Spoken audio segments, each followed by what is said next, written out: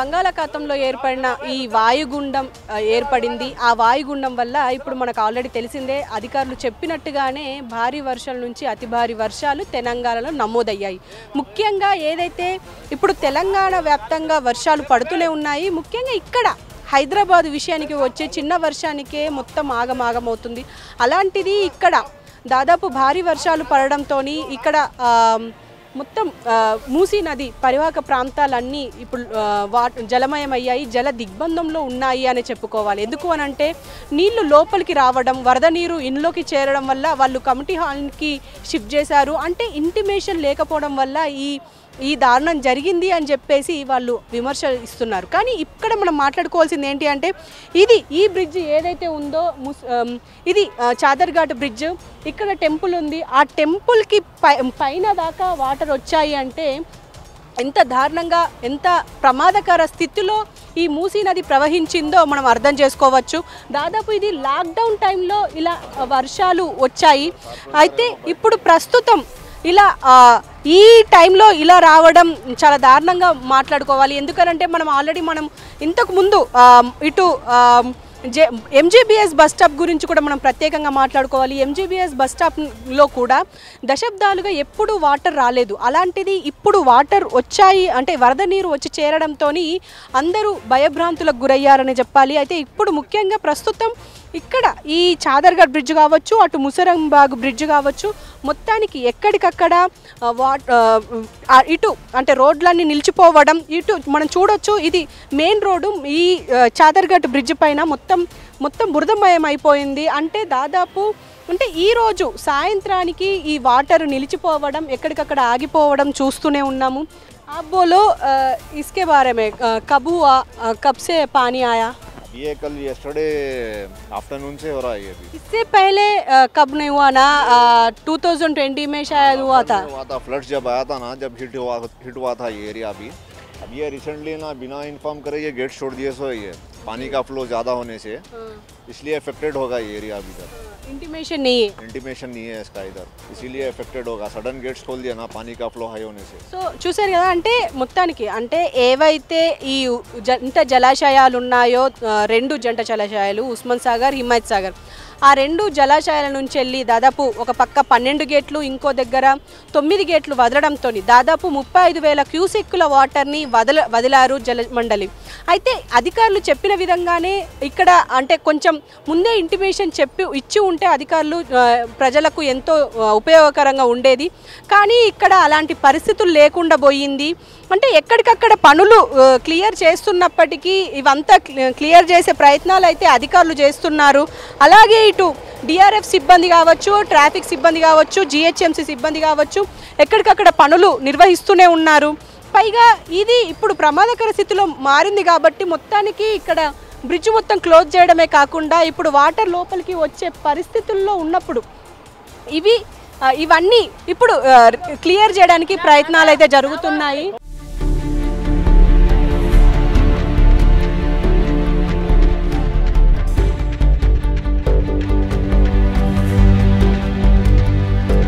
వరద ముంపుకు గురైన కుటుంబాలని ఇక్కడ కమిటీ హాల్లు కావచ్చు, ఇక్కడ ఏవైతే అంగన్వాడీలు ఉంటాయో అక్కడికి తరలించి వాళ్ళకి ఫుడ్ అలాగే అన్ని ఏర్పాట్లు చేస్తున్నారు. ఇక్కడ ఉన్న స్థానికులు కావచ్చు, ప్రభుత్వం నుంచి కూడా అంటే ఇటు జిహెచ్ఎంసీ వాళ్ళు హెల్ప్ చేస్తున్నారు అని చెప్పేసి వాళ్ళు చెప్పడం. మొత్తానికి ఈ ప్రాంతం అంటే ఈ టెంపుల్ ఏదైతే ఉందో ఈ టెంపుల్ పై వరకు వాటర్ వచ్చాయి అని చెప్పేసి అంటున్నారు. మనం ఇంతకు ముందు కూడా చూసాం, అక్కడ గోశాల ఉండేది. కొంచెం ముందుకెళ్తే మనకు గోశాల ఉంటుంది, ఆ గోశాల పూర్తిగా మునిగిపోయింది. అంటే ఇక్కడ కూడా ఇంతకు ముందు జిహెచ్ఎంసీ హైడ్రా ఇక్కడ కూల్చివేతలు కూడా చేపట్టింది, అవి కూడా మునిగిపోయాయనే చెప్పుకోవాలి. పైగా ఇటు మొత్తం లోపలికి వాటర్ వెళ్ళిపోవడం వల్ల ఈ గుడి కూడా ఇప్పుడు మునిగిపోయింది. ఇప్పుడు కొంచెం క్లియర్ అయింది అని చెప్పేసి అంటున్నారు. దాదాపు నిన్న 5 గంటలకి స్టార్ట్ అయిన ఈ వరద ఇంకా ఇలాగే కొనసాగుతూనే ఉంది అని చెప్పేసి అంటున్నారు. ఎప్పుడైతే ఏవైతే అవి గేట్లు ఎత్తారో అక్కడ అప్పటి నుంచి ఇలాగే ఉంది పరిస్థితి అని చెప్పేసి అంటున్నారు.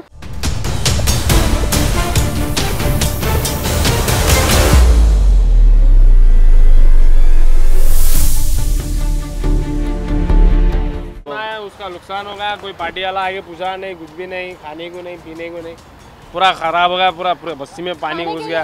कुछ भी नहीं दिए। कोई भी कुछ भी नहीं करे। हाँ, पूरा रात भर बाहर भाग गए, रोड़ा पे सो गए, कोई रिश्तेदार सो गए। जी। पूरा तबाही हो गई पूरी बस्ती में। पानी छोड़ो कि मालूम ही ना मैडम, बगैर बोले छोड़ डाले पानी छोड़े भी बोल के मालूम को कुछ तो भी होता नहीं, पशु कुछ भी नहीं बोले। या तो पहले तो भी आके मीडिया वाले बोले बोलते थे पानी छोड़ो चल जाओ बोल के बोलते थे, बोले भी नहीं कुछ भी ना, पानी छोड़ो ऐसे डाल दे के पूरा छोड़ दिया पानी दबा के। मालूम पूरे लोगों के पूरे घर में पानी घुस गया, शंकर लगा रहे मलक पेड़े, पूरे लोग पूरे घर के पूरे बेघर हो गए। मालूम पूरे रोटा में जाके सो रहे। मालूम अब जाके आंगनवाड़ी कम्युनिटी हॉल में बेच रहे बोल रहे ना। नहीं कोई भी नहीं, अबरार साहब भेजे, बाद में भेजे। अबरार साहब के आगे थोड़े बहुत लोगों को, अब पूरी बस्ती की तो उसमें नहीं बिठा सकते कमेटी हॉल में, बस्ती छोटी नहीं है, पूरी पब्लिक बस नहीं हुई। अभी कहाँ चले गई, किधर चले गई नहीं मालूम। थोड़े बहुत लोगों को अबरार साहब आगे निकाल के उधर कमेटी हॉल में भेजे। कितने जने बर्बाद हुआ बोल के सोच रहे आप? तकरीबन नहीं बोले तो अभी 400-500 घर खराब हुआ मैडम जी। आओ సో చూశారు కదా, దాదాపు 500 కుటుంబాలు అయితే ఇక్కడ నాశనం అయ్యాయి ఈ వరద వల్ల అని చెప్పేసి అంటున్నారు. ఎందుకు అని అంటే అసలు ఎలాంటి ఇంటిమేషన్ లేకుండానే ఇక్కడ గేట్లు ఎత్తడంతో ఇప్పుడు పూర్తిగా ఇక్కడ మొత్తం జల దిగ్బంధం అయ్యింది అని చెప్తున్నారు. ఎందుకంటే ఇక్కడ ప్రజలు దాదాపు ఎప్పటి నుంచో కొన్ని ఏళ్ల పాటు ఇక్కడే ఉంటున్నారు.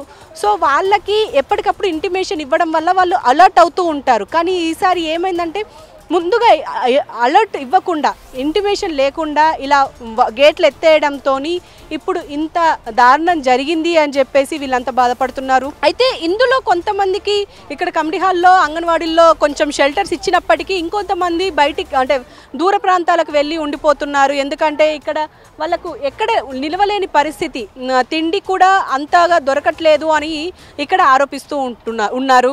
సో ఇక్కడ ఇంత దారుణంగా ఉంటే ఇక్కడ అధికారులు ఎప్పటికప్పుడు అంటే ఈ బ్రిడ్జి ఎక్కడ కూలిపోతుందా అన్న సిచ్యువేషన్ ఉంది ఇప్పుడు. అంటే దాదాపు ఇది 2020లో జరిగింది. అప్పుడు వచ్చిన వరదల్లో ఇలాంటి దారుణాలు జరిగాయి. అయితే మళ్ళీ ఇప్పుడు ఇది రిపీట్ అయ్యింది. అధికారులు, పోలీసులు, హైడ్రా సిబ్బంది, జిహెచ్ఎం సిబ్బంది ఇక్కడ ఎప్పటికప్పుడు మార్నింగ్ నుంచి సమన్వయం చేస్తూ ఇక్కడ ఎలాంటి పొరపాటు జరగకుండా అక్కడికక్కడ మొత్తం ఆపేసి ఇక్కడ ఇదైతే అంటే పనులైతే కంప్లీట్ చేసే ప్రయత్నం చేస్తున్నారు. అలాగే ఎక్కడ ప్రాణ నష్టం కావచ్చు, ప్రాణ నష్టం జరగకుండా ఉండేందుకు మొత్తం రహదారి మొత్తం క్లోజ్ చేశారని చెప్పాలి. దీనివల్ల ట్రాఫిక్ ఇబ్బందులు అయితే అవుతున్నాయి. కానీ దీన్ని ఖచ్చితంగా ప్రజలు కూడా దృష్టిలో పెట్టుకొని ముందుకెళ్ళాలి అన్నట్టుగా అధికారులు చెప్తున్నారు. అయితే ఇప్పటికే మనకు ఆల్రెడీ తెలిసిందే, తెలంగాణలో ఇప్పుడు ఋతుపవనాలు తిరోగమనం చెందే అవకాశం ఉంది. అది కూడా ఇప్పుడు అక్టోబర్ మొదటి వారంలో. సో ఇప్పుడు ఈ వర్షాలు కంటిన్యూగా అవుతాయి. అలాగే ఈ వాయుగుండం కూడా 30వ తారీఖు వరకు కంటిన్యూ అవుతుంది కాబట్టి ఇంకా భారీ వర్షాలు వచ్చే అవకాశం ఉంటుంది. కాబట్టి ప్రజలు కూడా అప్రమత్తంగా ఉండాల్సిన పరిస్థితి అయితే ఉంది.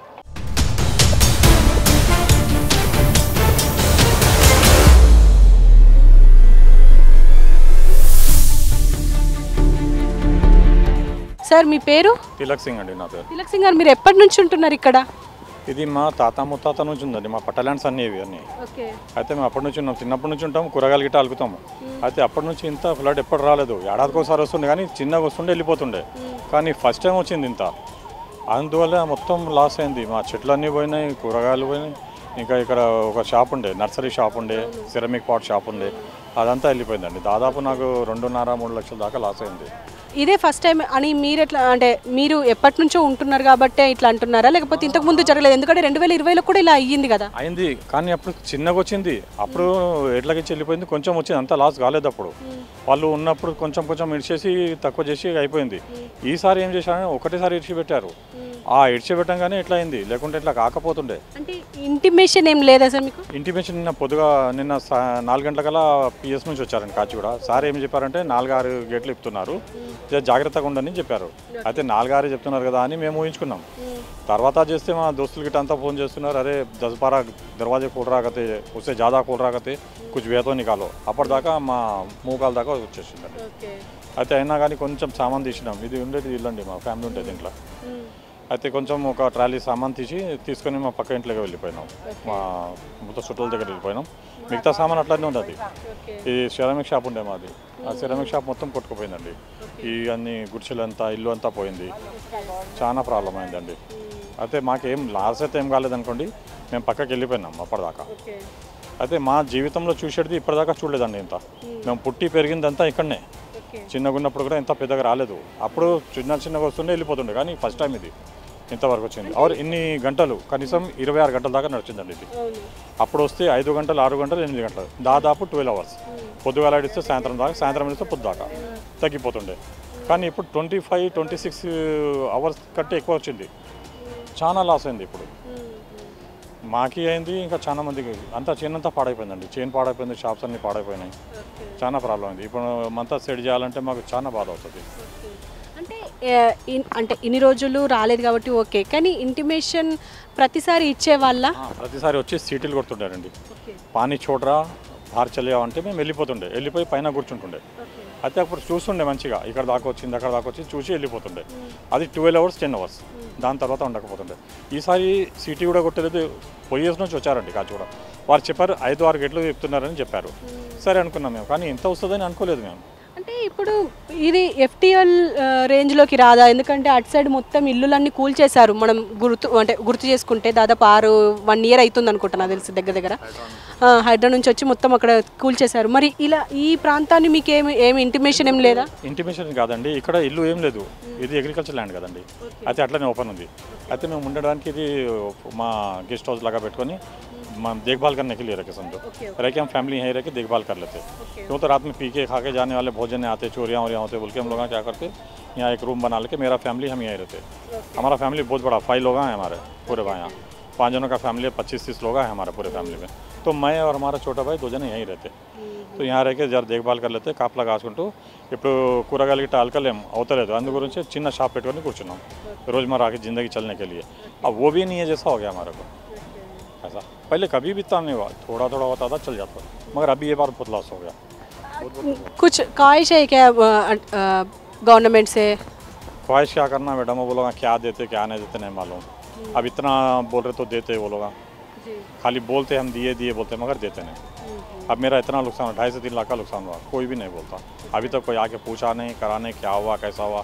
और इतना पानी छोड़ रहे बोल के भी नहीं बोले हमारे को, कम से कम इतना पानी छोड़ रहे बोलते थोड़े सामान हम हटा लेते थे। ये प्रॉब्लम है और कुछ भी नहीं।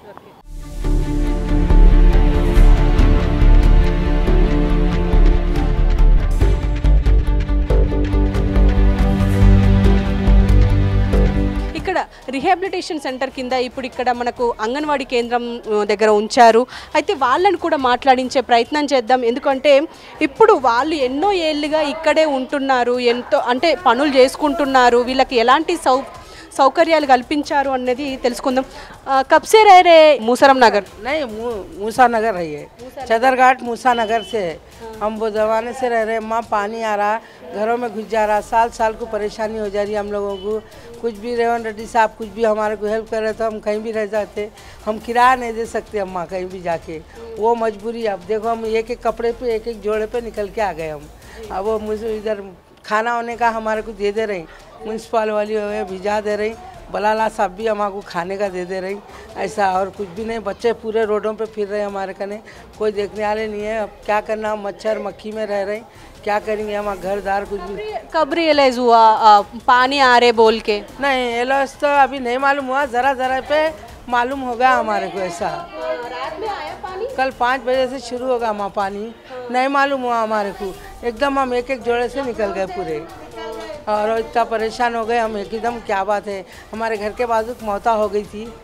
हाँ, उस वजह से हम क्या करें, उधर देखने में इधर हम लोग देखे तो क्या पूरा घर में पानी भर गया।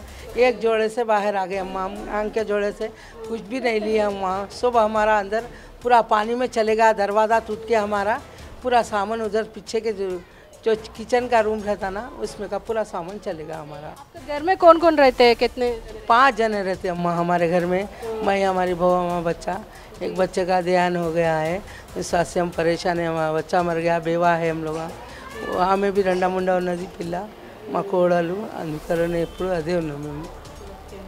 అమ్మ మీరు చెప్పండి, అంటే ఎప్పటి నుంచి ఉంటున్నారు ఇక్కడ? తెలుగు వస్తుంది కదా? వస్తుంది. 40-50 సంవత్సరంతో ఉంటున్నాం మేము. 50 సంవత్సరం అయింది. నా కాలు చేయి పడిపోయింది. ఆటోమేటిక్ నీళ్ళు ఇచ్చేస్తే మేము ఎక్కడ పోవాలి? తడి బట్టలతోనే వచ్చినాం బయట.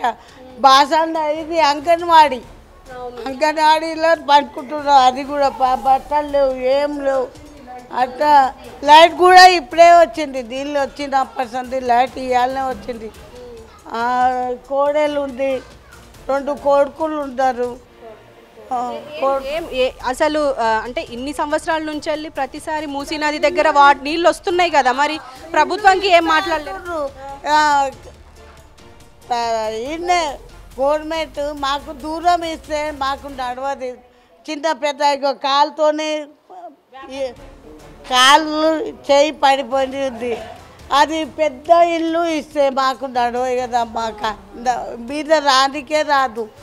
మాకు ఇస్తే ఎన్నో ఫ్లోర్లు వచ్చింది. అంతా చెప్పండి, మీరేమవుతారు? కోడలు. అంటే మీరు డబుల్ బెడ్రూమ్ ఇల్లులకు అంటే గవర్నమెంట్ ఇల్లులకు అప్లై చేసుకున్నాం కానీ వస్తుందని ఆన్లైన్ అయితే చూపించారు. వస్తుంది 15 ఆగస్టుకి వస్తుందని చెప్పారు. ఆ రోజు నీళ్ళు ఇట్లనే వచ్చినాయి. సగం వచ్చినాయి, సగం రాలేదు. అట్లనే అనుకుని ఉన్నాం మేము. ఏకబేకి నీళ్ళు రాగానే కంగారు పడి అట్లనే వచ్చేసినాయి. మొత్తం సామాన్లు బర్తన్లు అన్నీ తడిసిపోయినాయి, ఇంకేం లేవు. ఎప్పుడు తెలిసింది వాటర్ లోపలికి వస్తున్నాయి? 6:30 వరకు. 6:30 వరకు వచ్చినాం. ప్రతిసారి ఇలాగే జరుగుతుందా? వర్షాలు పడ్డ ప్రతిసారి ఇట్లానే జరుగుతుంది. సంవత్సరం జరుగుతుంది. ఇప్పుడు అయితే పోయిన 2 సంవత్సరాల తర్వాత ఇట్లనే వచ్చింది. ఏకబేకి నీళ్ళు వచ్చి మొత్తం నిండిపోయినాయి. చెరువులు అంతా మొత్తం ఇల్లు ఇట్లా నిండిపోయి ఇట్లనే 2-3 రోజులు బయట ఉన్నాం. అప్పుడు అప్లై చేసినాం. చెప్తే వస్తున్నాయమ్మా, వస్తున్నాయి, మీకు రాబోతున్నాయి, మీకు ఇల్లు దొరకబోతున్నాయి. కొంతమందికి దొరికినాయి కానీ కొంతమందికి రాలేవు. వచ్చిందా? ఎవరైనా అధికారులు వచ్చి మాట్లాడిచ్చిండ్రా? మాట్లాడారు. ఫుడ్ పెట్టిరు. సో చూస్తున్నారు కదా, అంటే ఇక్కడ పట్టించుకుంటున్నారు కానీ ఏంటంటే ఇక్కడ ప్రజలు ఇప్పుడు అమ్మ మాట్లాడండి. శంకర్నగర్లో ఇచ్చిండ్రు ఇల్లు. ఈయనే కావాలి అంటే ఈయనే ఇచ్చిండ్రు. తోడం మందికి శంకర్నగర్ రోడ్లకి ఇచ్చిండ్రు. మాకే ఇవ్వలేదు. మాకు కూడా ఇచ్చేయాలి కదా. 2 లక్షలు ఇచ్చిండ్రు, వాళ్ళు పోయిండ్రు. మాకు కూడా ఇట్లానే ఇవ్వండి, మేము కూడా వెళ్ళిపోతాం. 2 లక్షలు ఇచ్చిండ్రు, దబ్దా చేసుకోండి అని. మాకు ఇచ్చేయండి, ఇల్లు ఇచ్చేయండి. కింద ఇట్లానే మేము కారోబార్ చేసినట్ల ఇల్లు ఇచ్చేయండి. మొన్న వచ్చి హైదరాబాద్లో వచ్చి ఇక్కడ మొత్తం ఇల్లులు తీసేసిండ్రు కదా, ఏం చేసిండ్రు మరి? తీసిండ్రు. మీకు కూడా తీస్తామన్నారు. మీకు కూడా ఇట్లనే చెప్పారు కానీ రాలేదు. రాబోతుంది, వస్తున్నారు. మీకు దగ్గర చెకింగ్ దగ్గర ఎవరు ఉన్నారో నది వెనుకల అల్లకి ఇచ్చేసిర్రు అందరికి. మాకేమో ఇప్పుడు వస్తున్నాయమ్మా, రాబోతున్నాయని ఫోన్లు అట్లా చూపిస్తే అర్ధగంటలో వచ్చేసినాయి, మీ పేర్లు ఉన్నాయి, ఇంద్రమ్మ ఇల్లు అన్నారు. అది వస్తుందంటే కాము కూర్చున్నాం. ఇంకా ఈసారి అయితే ఇంకా మళ్ళీ వదిలేసారు. సో చూశారు కదా, మొత్తానికి అంటే ఇప్పుడు ప్రస్తుతం ఈ మూసీ నది పరివాహక ప్రాంతాల్లో ఉన్న ఇల్లులు ఏవైతే ఉన్నాయో వాళ్ళందరికీ ఖచ్చితంగా ఇబ్బందులు అయితే పడుతున్నారు. దాదాపు ఇప్పటి సంగతి కాదు, ఎప్పటి నుంచో ఈ సమస్య ఉంది. కానీ ఏంటంటే ప్రభుత్వం అంటే వీళ్ళు రోజువారి పనులు చేసుకుంటూ కూలి పనులు చేసుకుంటూ ఇక్కడ బతుకుతున్న వాళ్ళు. సో వీళ్ళకి సంబంధించి అంటే వాళ్ళకు ఇప్పుడు ప్రస్తుతం వరదలు వచ్చినప్పుడు పట్టించుకొని వాళ్ళకు ఫుడ్డు వాటర్ ఇస్తున్నారు, ఇది హర్షించదగ్గ విషయమే. కానీ వీళ్ళకి షెల్టర్స్ అంటే పర్మనెంట్ షెల్టర్స్ ఎక్కడైనా ఏర్పాటు చేస్తే వెళ్ళడానికి వీళ్ళు సిద్ధంగా ఉన్నారు అని చెప్తున్నారు. కానీ వీళ్ళు ఏంటంటే అవుట్స్కట్స్లో ఇవ్వడం వల్ల మాకు పనులు దొరకవు, ఇళ్లల్లో పనులు దొరకవు, మాకు ఇక్కడ పూలు పళ్ళు ఇవి అమ్ముకుంటాము, మళ్ళీ మేము అవుట్స్కట్స్ నుంచి ఇక్కడ దాకా అంటే దాదాపు 30-40 కిలోమీటర్లు ప్రయాణం చేసి వచ్చేసరికి మేము సంపాదించే డబ్బు అక్కడే ఖర్చు అవుతుంది, కాబట్టి మాకు ఇబ్బంది అయ్యే అవకాశం ఉంటుంది అని చెప్పేసి వాళ్ళు భావిస్తున్నారు. అంటే ఏదేమైనా ఇటు ప్రభుత్వం వీళ్ళు ఈ మూసీ నది పరివాహక ప్రాంతాల్లో ఉన్న వాళ్ళని ఖచ్చితంగా పట్టించుకోవాల్సిందే. ఎందుకంటే గత ప్రభుత్వం డబల్ బెడ్రూమ్ ఇల్లు ఇస్తామని చెప్పి అవుట్స్కట్స్లో అలర్ట్ చేయడంతో వీళ్ళు భయపడి వెళ్ళలేకపోయారు. ఇప్పుడు అదే రీసెంట్గా కూడా హైడ్రా కావచ్చు, జిహెచ్ఎంసీ కావచ్చు, ఇక్కడ మొత్తం పరివాహక ప్రాంతాల్లో ఉన్న ఇళ్లను అంటే లోతట్టు ప్రాంతాల్లో ఉన్న ఇళ్లను కూల్చివేసే ప్రయత్నాలు చేసింది, కొన్ని కూల్చేసింది, వాళ్ళకు అలర్ట్ చేసింది. అయినా సరే అక్కడ ఉన్న టెనెంట్స్కి ఇబ్బందులు అయ్యాయి. కానీ ఇప్పుడు ఏవైతే ఓనర్స్ ఉన్నారో వాళ్ళకు లాభం జరిగింది అని చెప్పేసి అప్పుడు మనకున్న విమర్శలు. మరి ఇప్పుడు ఏం చేయబోతుంది ప్రభుత్వం అన్నది మాత్రం ఒక క్యూరియాసిటీగానే మిగిలిపోయింది. ఎందుకంటే మనం చూస్తూనే ఉన్నాము, దాదాపు ఇల్లెత్తు వరకు వాటర్ రావడంతో వీళ్ళందరూ భయాందోళనకు చెందారని చెప్పాలి. దాదాపు ఇందులోకి వచ్చి చాలామంది ఉండిపోయారు. ఇప్పుడు కొంచెం వర్షం తగ్గుముఖం పట్టడంతో ఒక పక్క వాటర్ కిందికి జారిపోవడంతో ఇదంతా క్లియర్ అయిందనే చెప్పుకోవాలి. ఈ చాదర్ఘాట్ బ్రిడ్జ్ కావచ్చు, ఈ బ్రిడ్జ్లు ఇప్పుడు ప్రస్తుతం ఆ రాకపోకలు నిలిపివేయడంతో ఇటు కాచిగూడ నుంచి మలక్పేట వెళ్ళాలన్నా లేకపోతే గోల్నగర్ నుంచి దిల్సుఖ్ నగర్ సైడ్ వెళ్ళాలన్నా అక్కడ ఇబ్బందిగా మారిపోయిందనే చెప్పాలి. ఇలాంటి సిచ్యువేషన్స్ ఇప్పుడు మూసీ నది పరివాహక ప్రాంతాల్లో ఉన్నాయి అని అంటే దాదాపు ఇటు ట్రాఫిక్ ఇబ్బందులు, ఒక పక్క దాదాపు 2-3 గంటల వ్యవధి పడుతుంది ఆ ట్రాఫిక్ని దాటేయడానికి. ఇలాంటి సమయంలో ఇప్పుడు ఇక్కడ వీళ్ళకు షెల్టర్స్ హోమ్కి తీసుకురావడం, వాళ్ళకి ఇబ్బంది కలగకుండా వాళ్ళకి అన్ని ఏర్పాట్లు చేయడం ఖచ్చితంగా ఇది హర్షించదగ్గ విషయమే. కానీ వాళ్ళు ఇంకా కొంచెం ఎక్స్పెక్ట్ చేస్తున్నారు, వాళ్ళకు కూడా ఇందిరమ్మ ఇళ్ళు లాంటివి అలర్ట్ చేస్తే చాలా సంతోషం వ్యక్తం చేస్తాము అని చెప్పేసి వాళ్ళు భావిస్తున్నారు. కెమెరామెన్ భానుతో హారిక, హైదరాబాద్.